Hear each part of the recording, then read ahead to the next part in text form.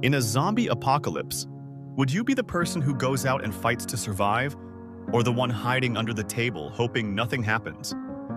Actually, that's probably not the best way to start this video. Let me ask you something else.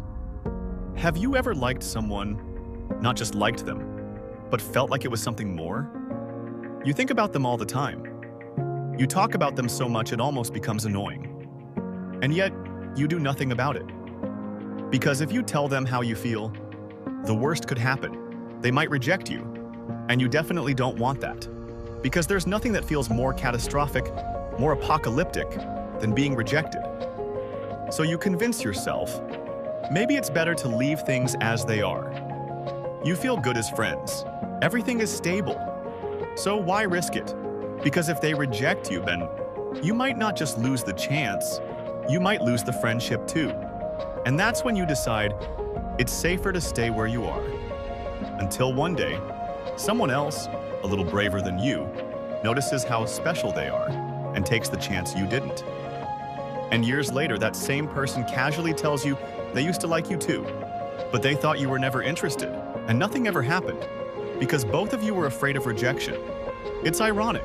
The fear of rejection kept you from acting, but the outcome was even worse. Loss, because in the end, you lost them anyway. And there's nothing you can do about it.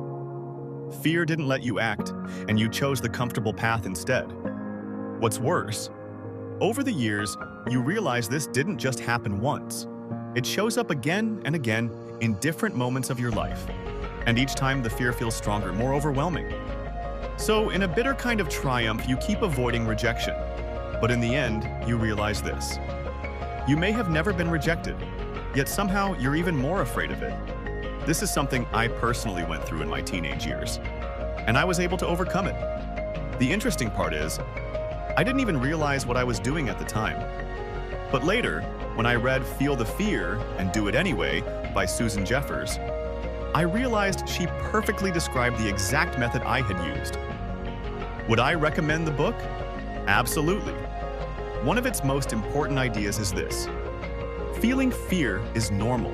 It's as natural as breathing. You're not the only person afraid of swimming in a deep, dark lake with something unknown lurking beneath. You're not the only one afraid of jumping onto a high box in a CrossFit class because you might get hurt. True story. You're not the only one with a strange or uncommon fear. We're human. Fear comes with the package.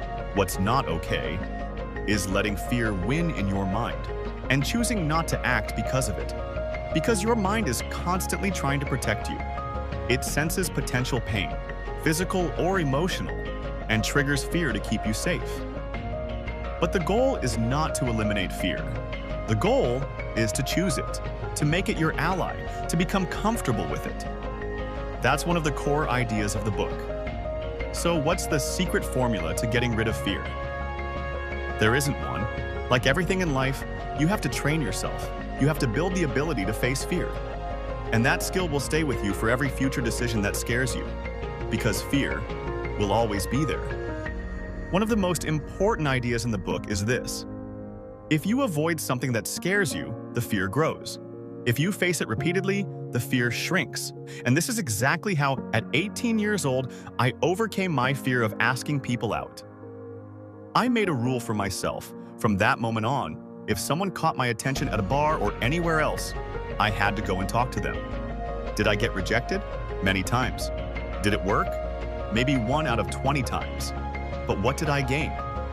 Confidence. The ability to start conversations with people I was genuinely interested in, without being paralyzed by fear. I had heard no so many times I couldn't even count them. At first, each rejection felt like a stab to my ego, but over time, it felt more like a tap on the shoulder. Because I realized something powerful. After rejection, nothing terrible actually happens. Life goes on. The next day, I'd wake up, go back to my routine, maybe with a bruised ego, but within a couple of days, I was completely fine again. This book helps you understand that fear is normal, and that you must choose to face it, not hide from it, not avoid it. Because when you repeatedly expose yourself to what scares you, it becomes familiar. And when it becomes familiar, it loses its power. Another key idea: when you feel fear, act, don't overthink. Because the moment you start imagining all the worst-case scenarios, your willingness to act shrinks. But if you act quickly, you train yourself to face fear. You don't want to jump that box? Do it before your mind creates a movie of everything that could go wrong. And this connects to something deeper: confidence. Why don't you jump? Because you think you'll fail. But that belief is the same as telling yourself, "I'm not capable." Your lack of faith in yourself feeds the fear and pushes you away from challenges. But above all, remember this: fear is part of the process. Facing it is what makes you grow. Avoiding it is what keeps you stuck. So don't feel discouraged when you feel fear. See it as a signal that you're about to step into something bigger. And over time, you'll start to notice something. It's not that the battles become easier, it's that you become more willing to fight them. You hesitate less, you act faster, you choose courage more often. Because remember, the difference is not who feels no fear, it's who acts despite feeling it.